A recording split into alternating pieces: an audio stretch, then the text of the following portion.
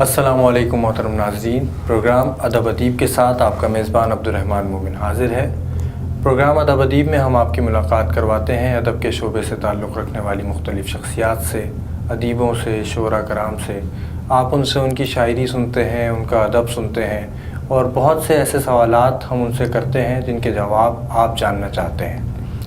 آج ہم نے ایک ایسی شخصیت کو یہاں مدعو کیا ہے جن کا تعلق شعبہ تدریس و تعلیم سے ہے۔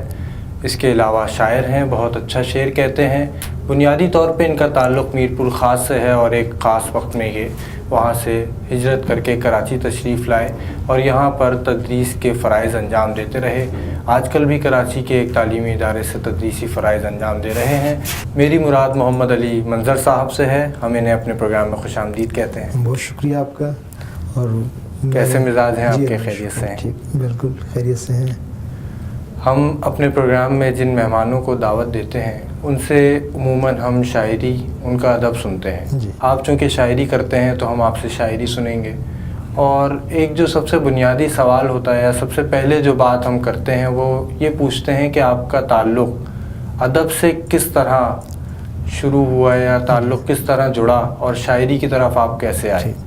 جس طرح کہ آپ نے تعارف میں مجھے بتایا، میرے بارے میں بتایا کہ میرا تعلق میر پور خاص سے رہا ہے، تو میر پور خاص ادبی اعتبار سے سندھ میں جو ایک نمایاں مقام رکھتا ہے۔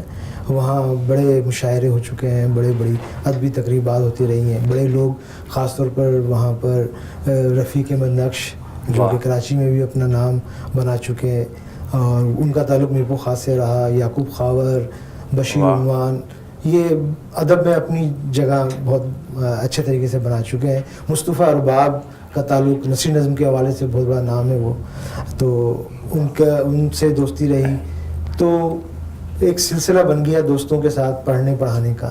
تو جب پڑھنے پڑھانے کا سلسلہ ہوتا ہے تو پھر انسان سوچتا ہے کہ وہ بھی کچھ جو سوچتا ہے اس کو اظہار کرے، تو شاعری ہی سب سے بہتر ذریعہ اس وقت نظر آئی۔ ابتدا میں نے وہاں کے ایک استاد شاعر ماہر اجمیری صاحب، ان سے کچھ سیکھنے کی کوشش کی، ان کو استاد بنایا۔ پھر جب پڑھنے کا سلسلہ کچھ آگے بڑھا، رفیق احمد نقش، بشیر عنوان، مصطفیٰ ارباب، یہ دوست، ان سے کچھ نہ کچھ سیکھتا رہا۔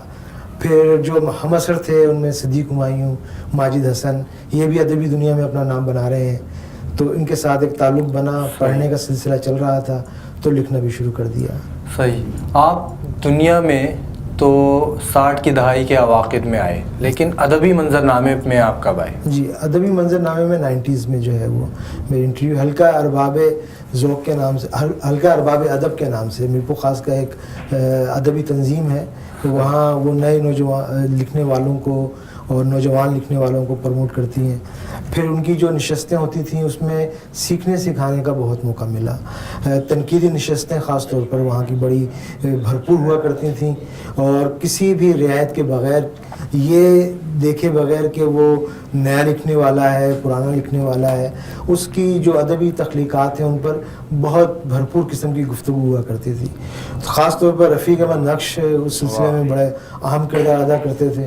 وہ کراچی سے آتے ان تقریبات کے لیے، وہاں آ کر جو ہے وہ تقریب کو منظم کرتے، دوستوں سے رابطے کرتے، پروگرام کو مکمل پروگرام جو ہے شروع کراتے، تو ان سے بہت کچھ سیکھنے کا موقع ملا۔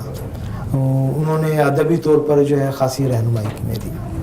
آپ میر پور خاص سے کراچی کب آئے، اور یہاں کے ادبی منظرنامے میں یا یہاں کے ادبی ماحول میں اور میر پور خاص کے ادبی ماحول میں آپ نے کیا فرق دیکھا؟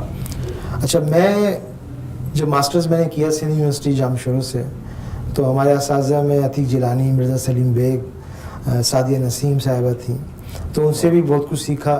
پھر جب میں نے ماسٹرز کر لیا تو اس کے بعد یہاں ملازمت کے سلسلے میں میرا آنا ہوا۔ میری پہلی ملازمت Bahria college NORE 1 MT Khan road پر ہے، وہاں پر میں نے 98 میں جو ہے جوائن کیا، اور ایز اے لیکچرر، اردو کے لیکچرر کے طور پر۔ تو وہاں پڑھنے پڑھانے کا سلسلہ پھر اصل میں ہوتا یہ تھا کہ میں آ تو گیا تھا کراچی، لیکن مکمل طور پر کراچی میں ابھی ضم نہیں ہو پایا تھا۔ ویکینڈ پر چھٹی ہوتی تو میں فرائیڈے کو جو ہے میر پور خاص چلا جاتا، اور پھر سیٹرڈے اور سنڈے کی جو ہے شام کو میری واپسی ہوتی تھی۔ تو یہ کم یہاں کی جو ادبی تقریبات میں مجھے شرکت کا موقع ملتا تھا. لیکن بہرحال جو بھی آرٹس کونسل میں ہونے والی تقریبات, خاص تقریبات ہوتی تھیں, اس میں ضرور جاتا تھا. ہاں, میرپور خاص میں ہونے والی کسی بھی تقریب کو میں مس نہیں کرتا, کیونکہ وہ دوستوں کا ایک بڑا حلقہ تھا وہاں پر ہمارا. آپ حیدرآباد میں بھی کچھ عرصہ آپ نے وقت گزارا حیدرآباد میں, تو وہ وقت آپ کا کیسا گزرا اور وہاں کے ادبی ماحول؟ جلیسان ادب ایک ادبی تنظیم تھی حیدرآباد کی, وہ مختلف تقریبات منعقد کرتی تھی, نشستیں ہوا کرتی تھیں, تو اس میں شرکت کا موقع ملا. جاوید اقبال صاحب وہاں ہوا کرتے تھے, جو آج کل ڈین فیکلٹی آف آرٹس ہیں سندھ یونیورسٹی میں, وہ ہمارے استاد تھے. عتیق جیلانی صاحب سے رسمی یعنی تعلیم بھی حاصل کیا کرتے تھے اور غیر رسمی بھی. کلاسیں ختم ہوتی تھیں, اس کے بعد عتیق صاحب اور مرزا سلیم بیگ صاحب کے ساتھ کسی ہوٹل میں جا کے بیٹھ گئے, چائے خانے میں بیٹھ گئے, وہاں جا کر ان سے شاعری بھی سنتے تھے. شاعری کے رموز کے بارے میں بھی وہ بہت اچھی طرح سے جو ہے تربیت دیا کرتے تھے, اپنی شاعری سناتے تھے, اصلاح لیتے تھے ان سے. تو وہ زمانہ جو ہے بڑا بھرپور گزرا. میرپور خاص سے ہم روز حیدرآباد آیا کرتے تھے. شام میں کلاسیں ہوتی تھیں ہماری اولڈ کیمپس حیدرآباد میں. وہاں سے فارغ ہونے کے بعد پھر کسی چائے خانے میں بیٹھے اور اس کے بعد پھر رات گئے جو ہے میرپور خاص واپسی ہوتی تھی. تو شاعری جو آپ نے کی وہ چائے خانوں میں تو آپ سناتے ہی رہے, لیکن ہم چاہتے ہیں کہ ہمارے ناظرین کو بھی سنائیں اپنی کوئی غزل سنائیں. ارشاد. میرا پہلا شعری مجموعہ 2012 میں شائع ہوا, اور میری خوش نصیبی ہے کہ اس مجموعے پر نظر ثانی رفیق احمد نقش صاحب نے فرمائی, تو ان سے زندگی میں بہت زیادہ متاثر ہوا میں. تو ان کے لیے بھی ان کے انتقال کے بعد کچھ میں نے غزلیں ان کے نام کی ہیں, لیکن میں آپ کو اپنے پہلے شعری مجموعے سے کچھ چیزیں سناتا ہوں. یہ غزل ہے. جب ستارہ کوئی رنجور نظر آتا ہے, جب ستارہ کوئی رنجور نظر آتا ہے, آسماں دور بہت دور نظر آتا ہے. کیا کہنے. جب ستارہ کوئی رنجور نظر آتا ہے, آسماں دور بہت دور نظر آتا ہے. صبح کا شام کے رنگوں سے جدا ہے منظر, صبح کا شام کے رنگوں سے جدا ہے منظر. کوئی اس کام پہ معمور نظر آتا ہے, کیا کہنے. کوئی اس کام پہ معمور نظر آتا ہے. اور رقص کرتے ہوئے درویش انالحق بولے, رقص کرتے ہوئے درویش انالحق بولے. سارا عالم ہمیں منصور نظر آتا ہے, سارا عالم ہمیں منصور نظر آتا ہے. اور دیکھ سکتا نہیں محسوس تو کر سکتا ہوں, دیکھ سکتا نہیں محسوس تو کر سکتا ہوں. اس خرابے میں جو مستور نظر آتا ہے, اس خرابے میں جو مستور نظر آتا ہے. اور وادی طور میں موسیٰ نے جسے دیکھا تھا, وادی طور میں موسیٰ نے جسے دیکھا تھا. تیری پیشانی میں وہ نور نظر آتا ہے, کیا کہنے. پیشانی میں وہ نور نظر آتا ہے. کچھ اور ارشاد کیجیے. نگاہ شوق کا طرز بیاں پسند آیا, نگاہ شوق کا طرز بیاں پسند آیا. زمین خوب لگی آسماں پسند آیا. اور بجا کے عشق فقط عقل کا زیاں ٹھہرا, بجا کے عشق فقط عقل کا زیاں ٹھہرا. مگر ہمیں تو یہ کار زیاں پسند آیا. اور تمام عمر یہیں پر گزارنے کے لیے, تمام عمر یہیں پر گزارنے کے لیے. فقیر ہم کو تیرا آستاں پسند آیا, فقیر ہم کو تیرا آستاں پسند آیا. اور کسی کو باغ کسی کو پرند خوب لگے, کسی کو باغ کسی کو پرند خوب لگے. مگر ہمیں تو یہ سارا جہاں پسند آیا, مگر ہمیں تو یہ سارا جہاں پسند آیا. اور کسی کے حسن دلارا کو سوچنے کے لیے, کسی کے حسن دلارا کو سوچنے کے لیے تمام شہر میں ایک گلستاں پسند آیا, تمام شہر میں ایک گلستاں پسند آیا.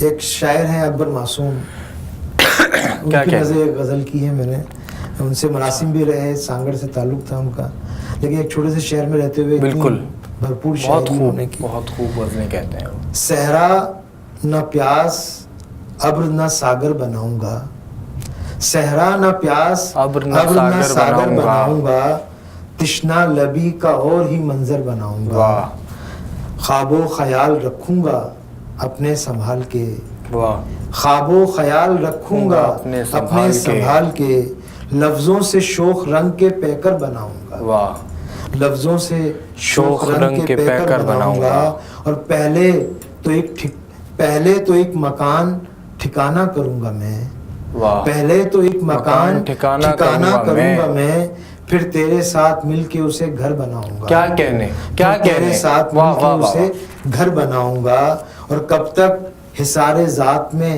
رکھوں گا خود کو قید، کب تک حصار ذات میں رکھوں گا خود کو قید، تازہ ہوا کے واسطے ایک در بناؤں گا، اور پہلے بھی میں نے خود کو بنایا تھا ایک بار، پہلے بھی میں نے خود کو بنایا تھا ایک بار، اس بار پچھلی بار سے بہتر بناؤں گا، اس بار پچھلی بار سے بہتر بناؤں گا، اور منظر فروغ گلشن ہستی کے واسطے، منظر فروغ گلشن ہستی کے واسطے، یہ آب و خاک و باد مقرر بناؤں گا، منظر فروغ گلشن ہستی کے واسطے، یہ آب و خاک و باد مقرر بناؤں گا۔ کیا کہنے، کیا کہنے۔ جب ستارہ کوئی رنجور نظر آتا ہے، آسماں دور بہت دور نظر آتا ہے۔ محترم محمد علی منظر صاحب کی خوبصورت غزلیں آپ سماعت فرما رہے ہیں، ان سے گفتگو کا سلسلہ جاری ہے، ان وقفے سے واپس آئیں گے اور ان سے گفتگو جاری رکھیں گے اور ان کی شاعری بھی آپ کو سنوائیں گے، ہمارے ساتھ رہیے۔